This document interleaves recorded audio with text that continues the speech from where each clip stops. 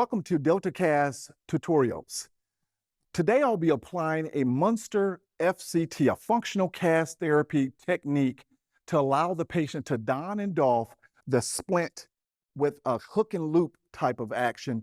Now, this one is particularly interesting because we're going to make a sugar tongue out of it, but allow them to stop a lot of the rotation or supination, and it's going to limit the extension. And then if they had for instance, the diagnosis, the patient may have had a both bone forearm fracture or a really bad distal radius fracture, you want to start having this patient start to do some type of rehab. That is going to be helpful for the patient so they can start doing some early movement and still allow good immobilization. So with that said, I have an array of tools and products that I'm going to be using, but I'll be using zip sticks to place inside of this so I can cut it off without using a saw. And I'll be using a different form of stockinette called TerryNet S. And this is more of a plush type of stockinette. So that's going to be against the patient's extremity. And then I'll be adding adhesive foam padding, and that will be on the bony prominences or any area that I need to be aggressive with a mold or what have you, will allow more comfort for the patient.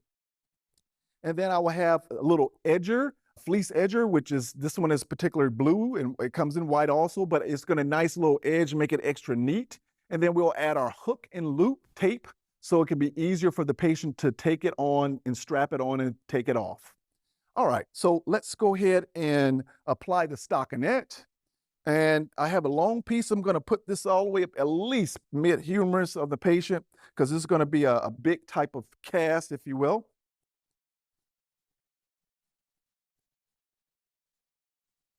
So I have my stockinette rolled up, and so let's apply it on the patient.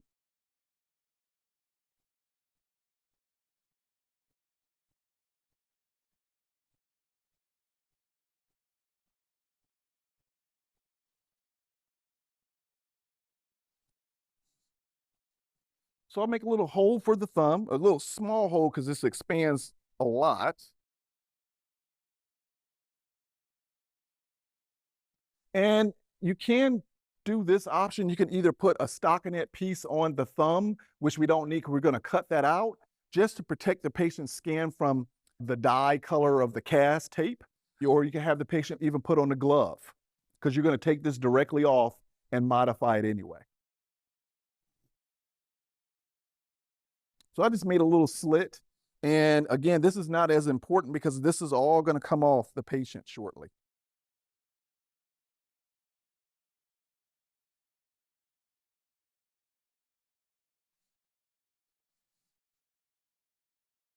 So I have that on, and you're not going to do like a regular cast where you cut out the stockinette in the intercubital space that can cause wrinkles and such. We do not want to do that because we're going to do all that stuff later.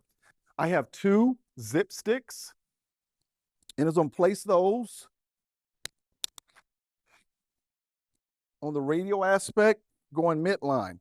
Now, as I do this, I know I have to be a little bit careful because it's kind of scraping the skin as I go down. So I got to be a little bit more gentle. And if they can't extend their arm like this patient can do, then you just go from up top and just pull it.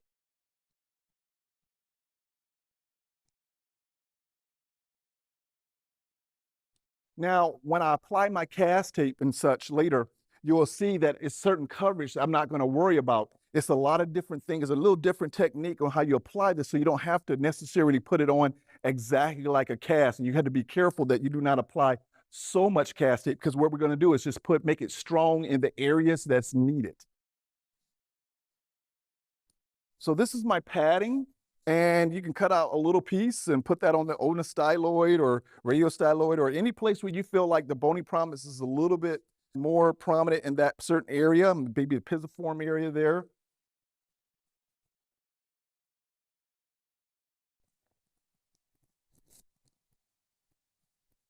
Now, don't let me limit you where you want to put this padding. You could put it against the whole area inside of there. That's up to you. This is just the basic way that I'm showing you today.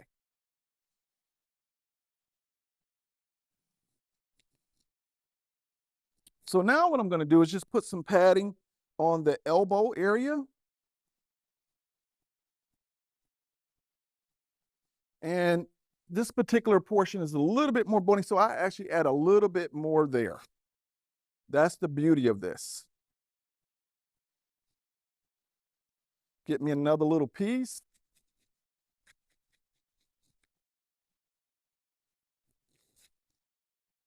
And all I'm doing is palpating on the patient's extremity to see how much I need. And I'll just put a little bit more on the more pointed area.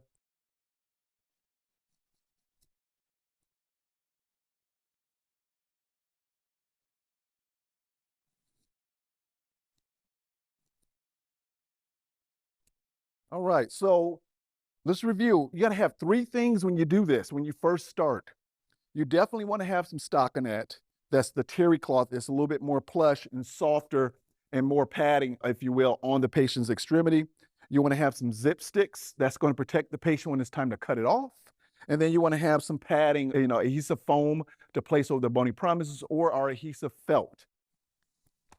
Now what I'm gonna do is a little bit odd. I'm going to use a different color so you can see where I place the rigidity or the area where it's needed for extra strength.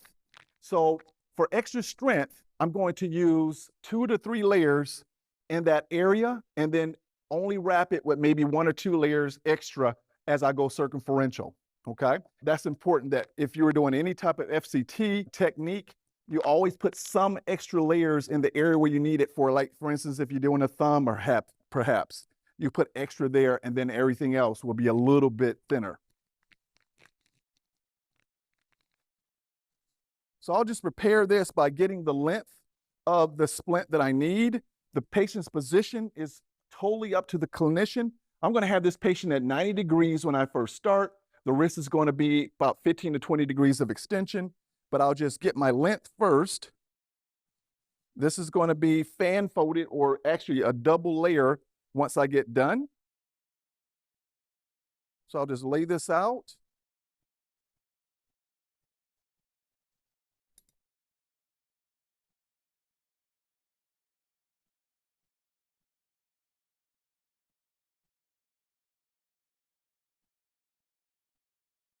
And I'll make it a little bit stronger and I'll put 3.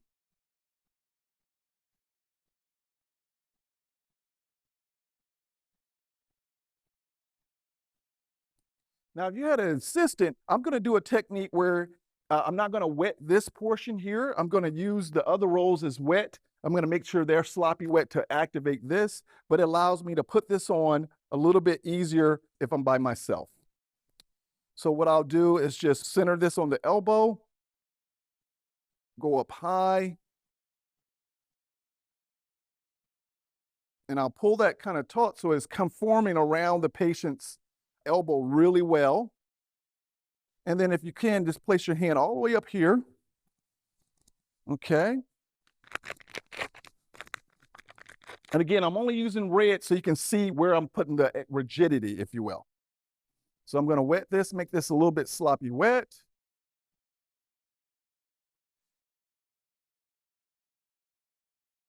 And I'll start here at the wrist. And now as I do this, the patient can let go. And then I'll go through the hand. And all I'm gonna do is a series of cuts. And this is not like a regular cast, so it doesn't need to be super neat because you're just trying to get it on so that you can do your position.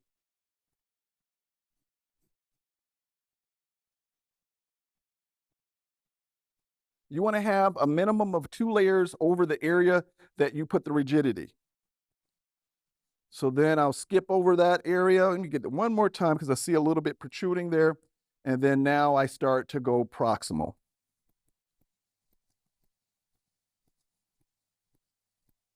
Now here, this is kind of tricky and I want you to see what I'm doing here. As I go more proximal, you don't want to add a whole bunch of cast tape in the cubital space. So what you can do, because you got to cut this off, you don't want it too thick. So you can make a little cut where the zip stick is, so it's going to be super thin and easy for you to cut through. Go and lift your elbow for me. Do it again.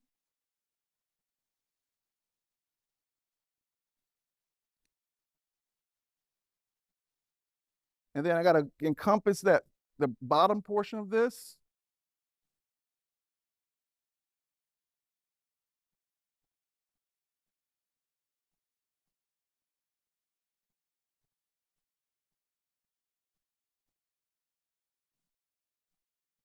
And now hopefully you can understand what I'm doing because I'm going to cut along this zip stick. I don't want this super thick and super strong where I need to cut because I'm going to use scissors. And it's thin here for a reason too, because I'm going to cut out the elbow.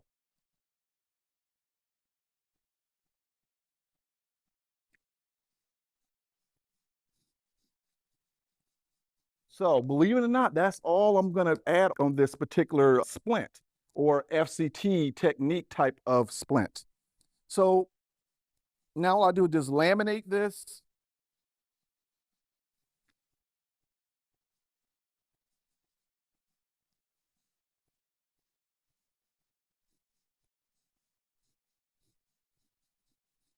And what I showed you is I didn't wet the rigidity portion for a reason, just so that I can slow it down so you can see what I'm doing here.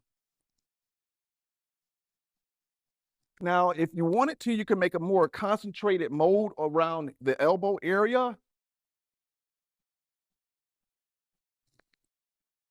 And that further helps with supination and pronation, or meaning to stop it.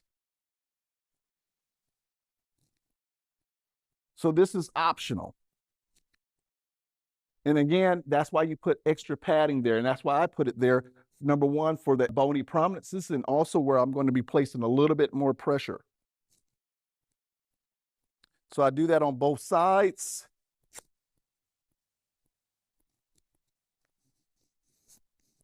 Okay, so now it's set enough for me to start cutting it. Now, you can start doing extra steps earlier if you wanted to. If the cast tape is tacky, but yet set, you can add your hook portion over areas where you need to tack that down. You can use any type of other technique to make sure the adhesive stays on here. So let's go ahead and take this off first so we can start trimming it up. So I noticed that I put 2 zip sticks in there. That was for a reason. So now I take that out and I have just a little bit more space because this is so conformed to her anatomy. So it makes a little tight spaces. So as you cut it, you want to bow it up, to open up that space a little bit.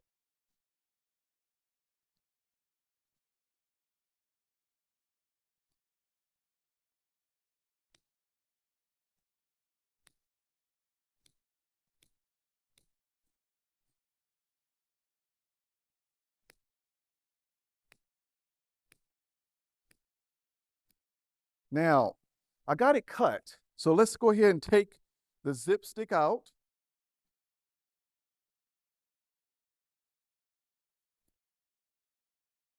And let's go ahead and open this up.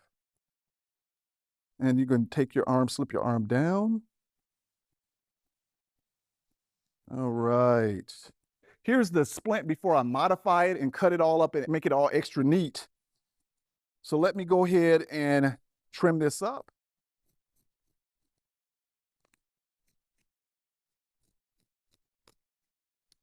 All right, so this is trimmed up.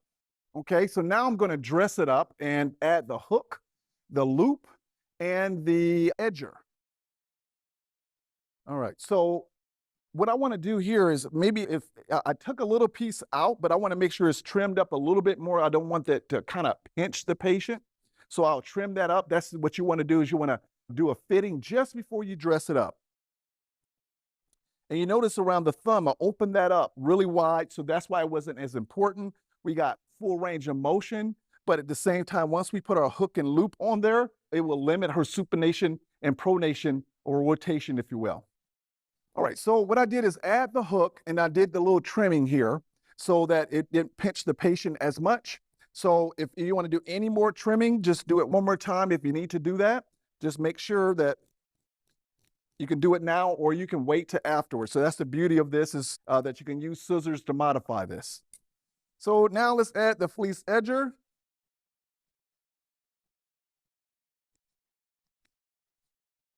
And what you want to do with this is just go ahead and just start on the straightaway. That makes it a little bit easier for some people. And then what you want to do is just put half of it on the surface of the splint and half like a little lip, because you're gonna fold that down.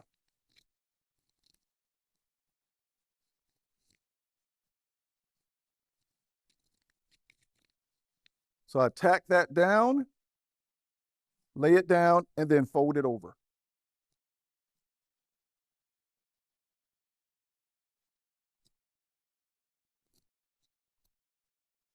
Go around the curves.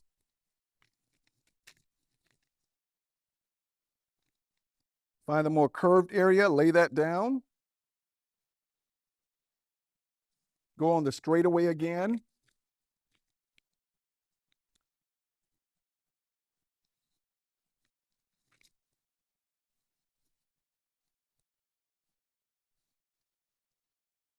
Lay that down.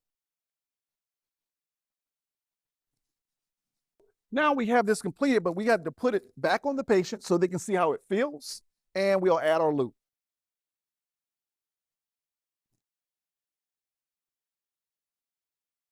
All right, so I got the loop around the rim of that, cut a little bit extra so they know where to pull.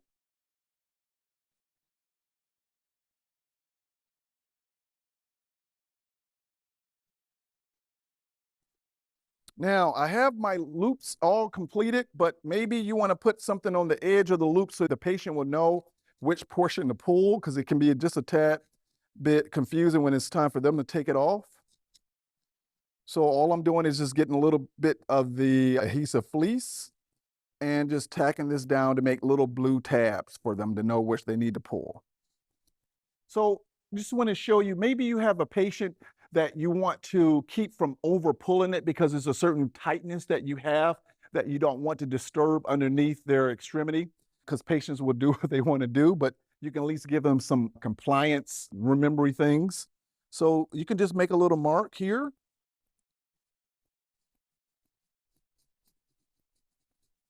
Make a little mark over here. And do that with each one if you want to. And so what that does, that lets the patient know, when I pull this, it should always look just like this. If it looks like it's stretched somewhere else, then you're pulling it too tight. And that's important because they may have some wound or a pin or something underneath here. Okay, so I just completed a Munster FCT.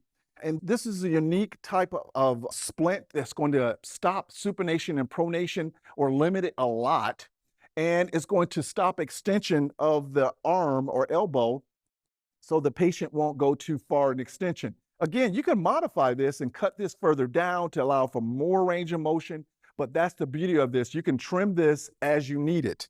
We added just some finishing touches on it just for the edge, make it a little bit softer. We put our rigidity going like a sugar tongue type of pattern on there. This is a lot lighter for the patient compared to a big heavy cast, plaster, fiberglass, what have you. This is a polyester cast tape and very nice and conformable, has a three-way stretch. So it's going to be really nice as you put it on. It just makes it so much easier for the patient.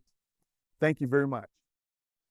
If you need any additional support or training regarding DeltaCast products, contact your local rep or look for us on www.essity.com.